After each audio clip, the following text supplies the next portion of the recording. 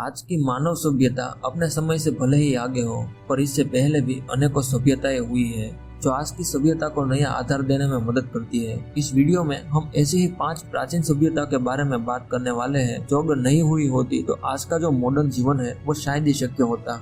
यह वह सभ्यताएं है जिसने हमें जीवन जीने का तरीका सिखाया और इंसान को इंसान बनाया। इस वीडियो को स्टार्ट करें इससे पहले आप इसका पहला भाग जरूर देख लें, जिसकी लिंक आपको डिस्क्रिप्शन बॉक्स और आई बटन पर मिल जाएगी। Number 5, the ancient Chinese civilisation. 1600 BC से 1046 बीसी तक चलने वाली यह सभ्यता अपने इन्वेंशन के लिए जानी जाती थी। हाल में जो चीन है वही प्राचीन चीन का प्रतीक है। प्राचीन चीनी सभ्यता हानहो और चांगजियांग नदी की घाटियों में विकसित हुई थी। मंगोल जाति के लोगों ने चीनी सभ्यता को जन्म दिया और विकास में सहयोग दिया। चीन का व्यवस्थित राजनीतिक इतिहास 2800 ईसा पूर्व से फूसी नामक शासक से प्रारंभ होता है। चीन के शासकों के राजवंशों में शांग वंश, चाउ वंश, हान वंश, शुई वंश, तांग वंश और शुंग वंश प्रमुख थे। देश का नाम चीन संभवतः 3री शताब्दी ईसा पूर्व में राज करने वाले चीन वंश के नाम पर विदेशियों द्वारा दिया गया था। प्राचीन चीनी संस्कृति में बौद्ध धर्म के अतिरिक्त अन्य कोई विदेशी तत्व नहीं है। चीन का प्राचीन समाज भंडारीन, कृषि, कारीगर, व्यापारी तथा सैनिक वर्ग में विभाजित था। सेना में भर्ती होने वाले लोग या तो अत्यंत निर्धन, अपरिश्रमी या समाज में अवांछनीय चरित्र के माने जाने वाले थे। चीन ने दुनिया को कई आविष्कार दिए हैं, जैसे बारूद, कागज, छपाई, कंपास, शराब, तोप और बहुत कुछ। चीन की दीवार चीन की सभ्यता की स्थापत्य कला का विश्व प्रसिद्ध नमूना है। इसका निर्माण चीन के शासक किंग शी हुआंग द्वारा हुनों के निरंतर आक्रमणों से रक्षा करने के लिए करवाया गया था। यह दीवार 21,196 किलोमीटर लंबी, 13 से 16 फीट चौड़ी व 25 फीट ऊंची है। इस दीवार पर थोड़ी थोड़ी दूर पर बुर्ज जैसे छोटे छोटे किले बने हुए हैं।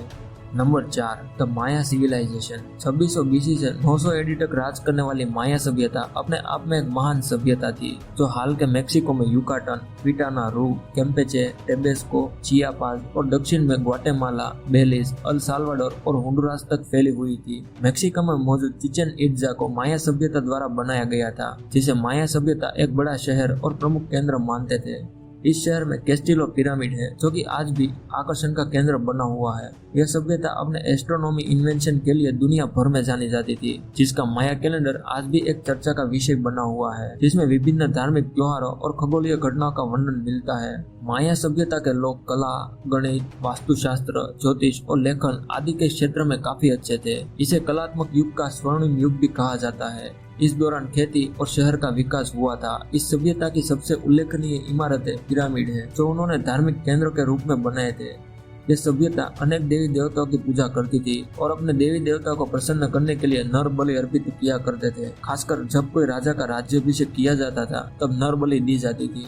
कुछ साल पहले शोधकर्ताओं ने बेलिज के प्रसिद्ध ब्लू होल और उसके आसपास खनिजों का विश्लेषण किया था, जिसके आधार पर उन्होंने कहा था कि 800 से 900 ईस्वी के मध्य यहाँ एक भयंकर सूखा पड़ा था और उसकी वजह से माया सभ्यता का विनाश हो गया। हालांकि लाइफ साइंस की रिपोर्ट के मुताबिक सूखा 6ठी शताब्दी से लेकर 10वीं शताब्दी तक पड़ा था, जो माया सभ्यता के अंत का एक बहुत बड़ा कारण बना था।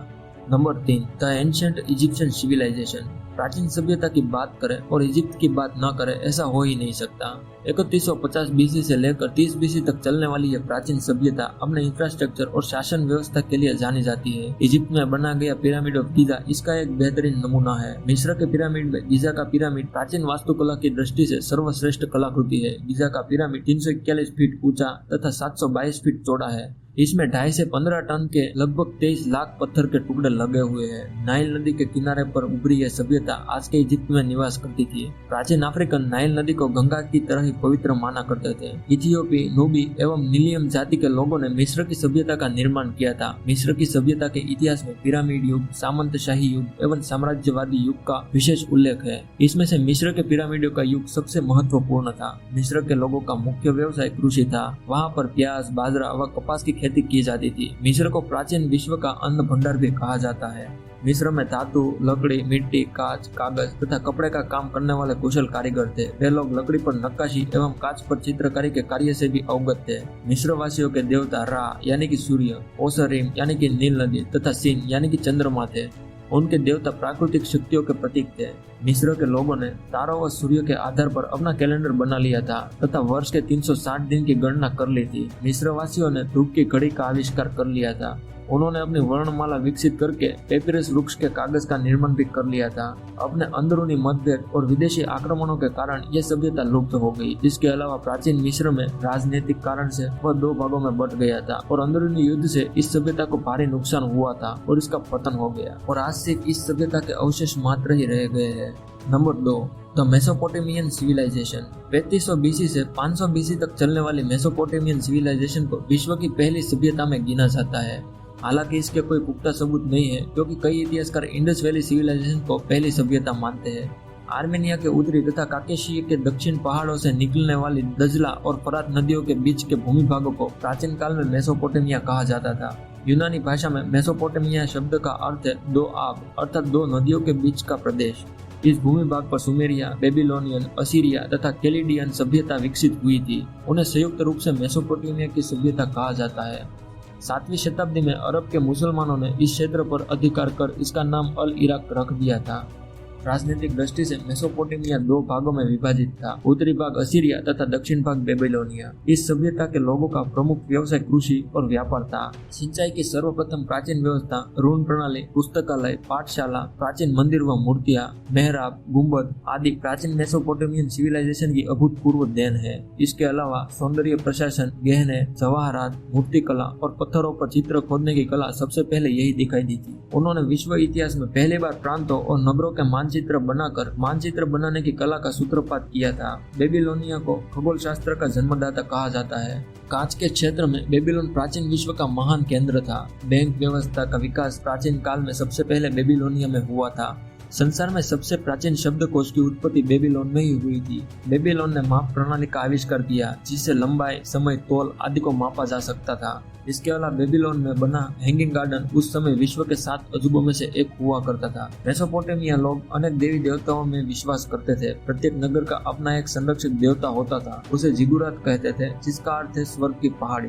हिंदुओं से काफी मिलता जुलता जीवन और परंपराएं मेसोपोटामिया में थी। महीनों की संख्या 12 थी तथा काल गणना भी चंद्रमा की गति पर आधारित। अधिक मास, अष्टमी और पूर्णिमा भी बड़ी तिथियां मानी जाती थी। कहा जाता है इस प्राचीन सभ्यता का अंत बहुत ही भयानक था। राज्य में सूखा पड़ गया था और इसके अलावा अंदरूनी युद्ध से इस भव्य सभ्यता का अंत हो गया। ये सभ्यता जहाँ राज करती थी वह जगह के रेगिस्तान में बदल गई है। आज भी इराक के रेगिस्तान में से इस सभ्यता के अवशेष मिल जाते हैं।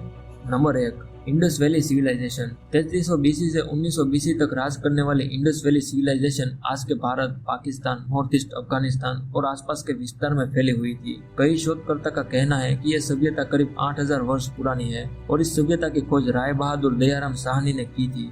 अपने समय से आगे चलने वाली यह एडवांस सभ्यता सिंधु नदी के तट पर विकसित हुई थी, जिसे आज सिंधु घाटी सभ्यता भी कहा जाता है। यह सभ्यता त्रिभुजाकार क्षेत्र में फैली हुई थी तथा इसका क्षेत्रफल 12,99,600 वर्ग किलोमीटर था। अपने नगर व्यवस्था, राजनीति और इंफ्रास्ट्रक्चर से जानी जाती यह सभ्यता विश्व की सबसे सभ्य और पहली मानव सभ्यता थी। नगरों में सड़कें व मकान विधिवत बनाए गए थे। मकान पक्की ईंटों के बने थे तथा सड़कें सीधी थी। सड़कों और गलियों को लगभग एक ग्रिड पद्धति में बनाया गया था। हड़प्पा, मोहनजोदड़ो, चुनमुदरो, कालीबंगा, लोथल, धोलावीरा और राखीगढ़ी इसके प्रमुख केंद्र थे। दिसंबर 2014 में भिरंडाना को सिंधु घाटी सभ्यता का अब तक का खोजा गया सबसे प्राचीन नगर माना गया है। ब्रिटिश काल में हुई खुदाइयों के आधार पर पुरातत्ववेत्ता और इतिहासकारों का अनुमान है कि यह अत्यंत विकसित सभ्यता हुआ करती थी। यह सभ्यता अपनी जीविकाएं पूरी करने के लिए कृषि, पशुपालन और व्यवसायों पर निर्भर हुआ करती थी। सिंधु सभ्यता के निवासी धातु निर्माण उद्योग, आभूषण निर्माण उद्योग, बर्तन निर्माण उद्योग और औजार निर्माण उद्योग एवं परिवहन उद्योग से परिचित थे।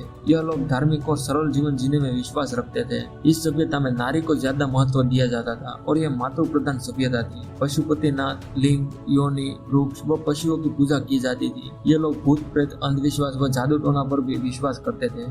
कहा जाता है जलवायु परिवर्तन, बाढ़, सूखा, प्राकृतिक आपदा, परिस्थिति की असंतुलनता, प्रशासनिक की शिथिलता इत्यादि कारण से यह अद्भुत सभ्यता का अंत हो गया।